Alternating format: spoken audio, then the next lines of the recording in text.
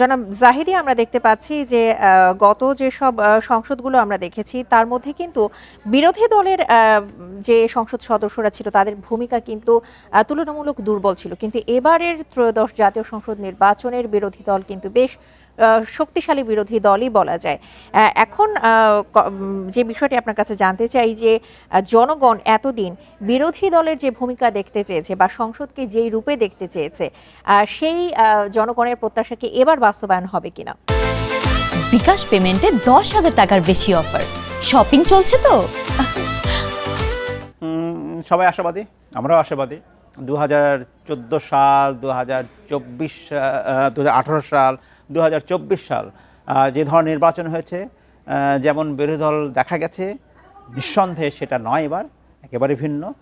কার্যকর বিরোধী দল বলা যাবে এবং আশা করা যায় কার্যকর সংসদ হবে, সেটাই মানুষ আশা করে। কারণ গত 15-16 বছরে যেটা হয়েছে বাংলাদেশে, যে অনেকগুলো ক্ষতির মধ্যে একটা বড় ক্ষতি, প্রধান ক্ষতি হয়েছিল যে দেশের নির্বাচন ব্যবস্থা ধ্বংস হয়ে গিয়েছিল।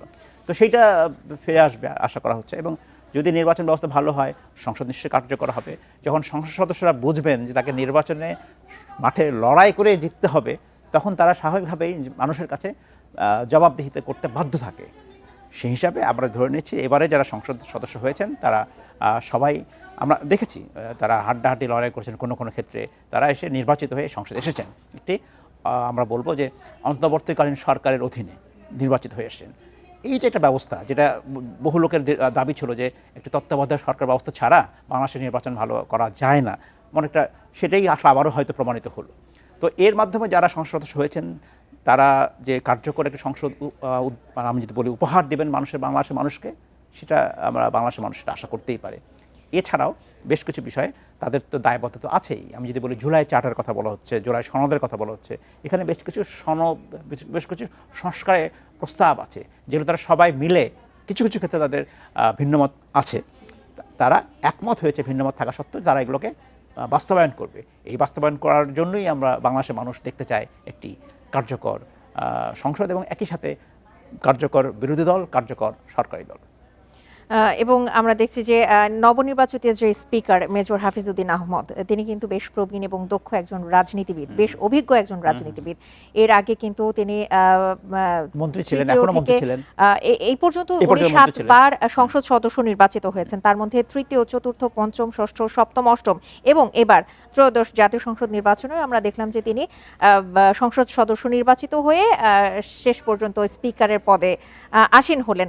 এই বিষয়টিকে আপনি কিভাবে দেখছেন যে একজন দক্ষ রাজনীতিবিদের স্পিকার হওয়ার বিষয়টি? সব মিলে আমি যদি দুটো একসাথে বলি, স্পিকার ডেপুটি স্পিকার একসাথে বলি, তাহলে বলতে হবে যে নবীন এবং প্রবীণের মিক্স, তাই তো? তাই হয়েছে।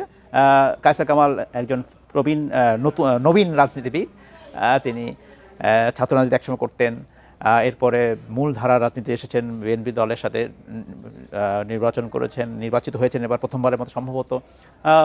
তিনি ডেপুটি, এর আগে তিনি প্রতিমন্ত্রীও ছিলেন, কদিন আগেও ভূমি প্রতিমন্ত্রী ছিলেন, ডেপুটি স্পিকার হলেন।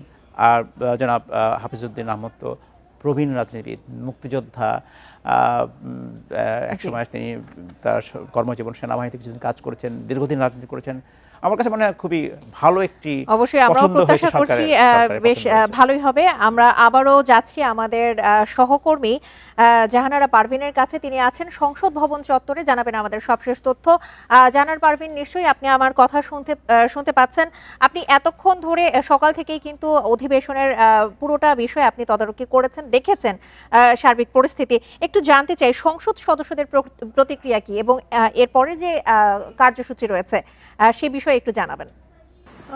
সকালে অধিবেশনের অনেক আগে থেকেই সংসদ সদস্যরা এসে এখানে সংসদ ভবনে এসেছেন, আর প্রধানমন্ত্রী এসেছেন অধিবেশন শুরু হওয়ার আধা ঘন্টা আগে।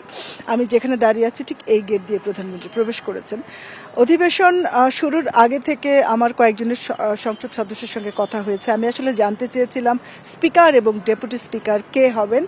সভাপতি খন্দকার মোশাররফ হোসেন, ডক্টর খন্দকার মোশাররফ হোসেন হবেন স্থায়ী কমিটির সদস্য, সেরকমটা অনেকটা আমরা ধারণা করিয়েছিলাম, কারণ সেরকমটা অনেকটা নির্ধারিত হয়েছিল। কিন্তু স্পিকার এবং ডেপুটি ডেপুটি স্পিকার নিয়ে আসলে প্রধানমন্ত্রী দায়িত্ব নিয়েছেন, তিনি নির্বাচন করবেন এবং এটা তিনি সাধারণ সংসদ সদস্য বা মন্ত্রী পরিষদের সদস্যদের সাথে কথা বলেননি। আমার বেশ কয়েকজন মন্ত্রীর সঙ্গেও কথা হয়েছে আজকে সকালে, আসলে কারো ধারণা ছিল না। আমি ঠিক নির্বাচনে যখন স্পিকার এবং ডেপুটি স্পিকার নির্বাচিত হয়েছে তার ঠিক 40 মিনিট আগে আমি জানতে পেরেছি যে কায়সার কামাল হচ্ছেন ডেপুটি স্পিকার। একজন সংসদ সদস্য আমাকে জানিয়েছেন এবং স্পিকারের বিষয়টাও কিছুটা আগে ভাগে জানতে পেরেছি যে হাফিজ উদ্দিন। আমরা আসলে সকাল থেকে ধারণা করেছিলাম যে ডক্টর মঈন খান হয়তো হচ্ছেন, কিন্তু প্রধানমন্ত্রী সিদ্ধান্ত নিয়েছেন যে ভূমি মুক্তিযোদ্ধা, বীর মুক্তিযোদ্ধা এবং মেজর হাফিজ তিনি স্পিকার হচ্ছেন। এর ফলে যেটা হচ্ছে যে জাতীয় সংসদের স্পিকার একজন মুক্তিযোদ্ধা এবং তিনি তাকে মন্ত্রী পরিষদের সদস্য করা হয়েছে এবং এর আগে আনুষ্ঠানিক সিদ্ধান্তের আগে তাকে জিজ্ঞেস করা হয়েছিল। একটু জানতে চাচ্ছি যে আমরা আলোচনা করছিলাম আপনার সাথে আসার আগে যে এবারে স্পিকার এবং ডেপুটি স্পিকার একজন নবীন এবং প্রবীণের সংমিশ্রণ হয়েছে, সেই এটা একটি ভালো দিক বলেই মনে হয় যে সেই বিষয়ে আপনি যাদের সাথে কথা বলতে পেরেছেন তাদের কোনো প্রতিক্রিয়া ছিল কিনা, তারা কিভাবে দেখছেন সেটা যদি একটু বলতেন। এই সংসদ কিন্তু নবীন প্রবীণদের মিশ্রণে সংসদ সদস্য। আমি বলবো নবীনদের আধিক্য। আমি যদি তরুণ সংসদ এভাবে বলি যে প্রথম সংসদ, এটা অধিকাংশ সংসদ সদস্যের প্রথম সংসদ। আপনি সরকারি দলের 63% সংসদ সদস্য নতুন এবং বিরোধী দলের 86% সংসদ সদস্য নতুন।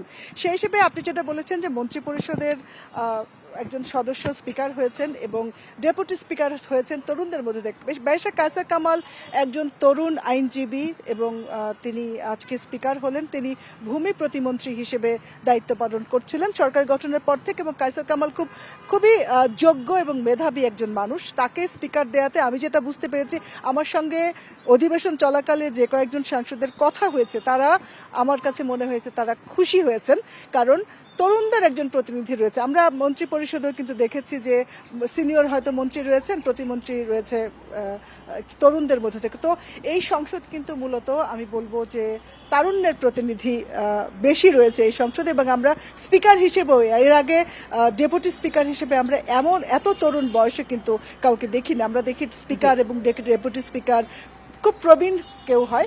সংসদ সদস্যদের আমরা যেটা বুঝতে পেরেছি মনোভাব, তারা তরুণ যেহেতু সংসদ সদস্য বেশি এই সংসদে, তারা আসলে তারা উচ্ছ্বাসিত প্রতিক্রিয়া তাদের পেয়েছে এবং তারা খুশি। যে জনাব জাহানারা পারভিন, আপনাকে অসংখ্য ধন্যবাদ আমাদেরকে সময় দেওয়ার জন্য, এবং জনাব শামীম জাহিদি আপনাকে অসংখ্য ধন্যবাদ আমাদের সঙ্গে স্টুডিওতে যোগ দেওয়ার জন্য।